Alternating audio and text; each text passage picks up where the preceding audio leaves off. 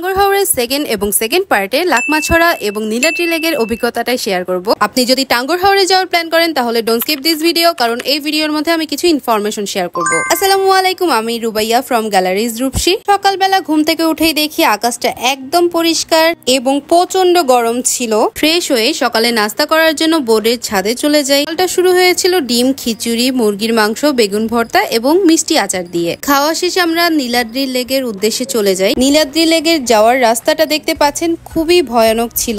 এখানে প্রচন্ড কাদা হওয়ার কারণে আমি একবার পড়ে গেছি, আবার পাহাড় থেকে পিছলায় পড়ে গেছি। তাই এখানে যাওয়ার আগে অবশ্যই মেন্টালি প্রিপেয়ার নিয়ে যাবেন। কষ্ট করে একটা পাহাড়ে উঠার পর মাশাআল্লাহ এত সুন্দর একটা ভিউ দেখে আপনার সব কষ্ট দূর হয়ে যাবে। প্রচন্ড গরম লাগছিল, তবু এই পাহাড়ের মধ্যে দাঁড়িয়ে দাঁড়িয়ে এই সিনারি গুলো উপভোগ করছিলাম। কিছু ভিডিও এবং ছবি তোলার জন্য এই পাহাড়টার উপরে উঠছিলাম, আর এখানে আমার জুতাটা খুলে রাখছিলাম কারণ এটা কাদা দিয়ে ভরে গেছে একদম। সত্যি বলতে আমি এই নীলাদ্রি লেকের ভিউটা একেবারে এনজয় করতে পারি নাই, কারণ প্রচন্ড গরম ছিল এবং দুইবার আছাড় খেয়ে পড়ে যাওয়ার কারণে আমার ড্রেসটাই নষ্ট হয়ে গেছিল। তাই পুরা ব্যাড বাস।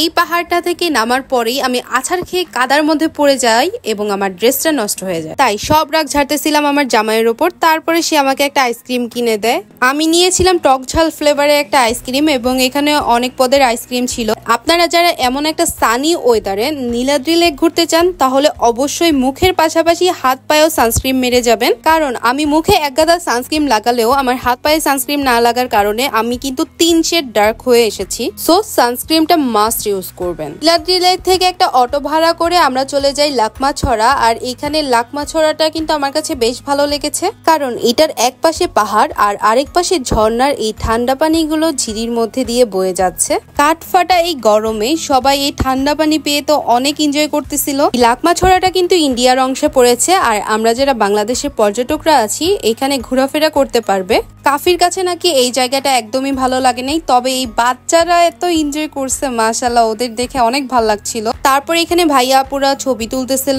আর ক্যামেরাম্যান হয়েছে আমার জামাই। আল্লাহ, ও যে বাজে ছবি তুলে। অনেকে টাঙ্গুর হাওর এসে এই লাকমাছড়াটা স্কিপ করে যায়, বাট আমি বলবো ভাই এটা ভিজিট করতে পারেন। এটা আসলে অনেক পিসফুল একটা জায়গা। কাফির টিম মেম্বাররা এখানে সবাই ছবি তুলছিল। লাকমাছড়া ভিজিট করে আমরা চলে যাই আমাদের বোর্ডে যাওয়ার উদ্দেশ্যে, কারণ অলরেডি কল আসা শুরু হয়ে গিয়েছিল।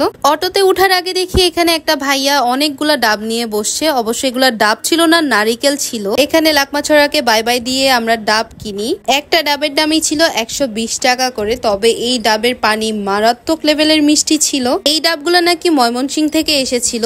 ডাবের পানি খাওয়া শেষে ডাবের শ্বাস খাওয়ার জন্য ভাইয়াটাকে বলি যে আমাদের ডাবটা একটু কেটে দিতে, বাট ও কাটতে পারছিল না একেবারেই। পরে আরেকজন ভাইয়া এসে আমাদের ডাবের শ্বাস বের করে দেয়, আর সবাই আমরা ডাব খেয়েছিলাম। অটো থেকে নেমেই দেখি আকাশের এই অবস্থা। দেখেন একটু আগে এত রোদ ছিল আর আকাশের এখন এই অবস্থা। আমাদের লাকটা কি লেভেলের খারাপ ছিল যে যখনই আমাদের ঘাটে থেকে বোটটা ছেড়ে দিছে তখনই ওই পারে বৃষ্টি আসা শুরু করছে। যাই হোক, বোটে ওঠার পরে আমাদের কিছু ফ্রুটস দিয়েছিল। আর এই ছিল আজকে আমার পার্ট 2। লাস্ট পার্টটা দেখার জন্য অবশ্যই আমার পেজটা ফলো করবেন। আসসালামু আলাইকুম।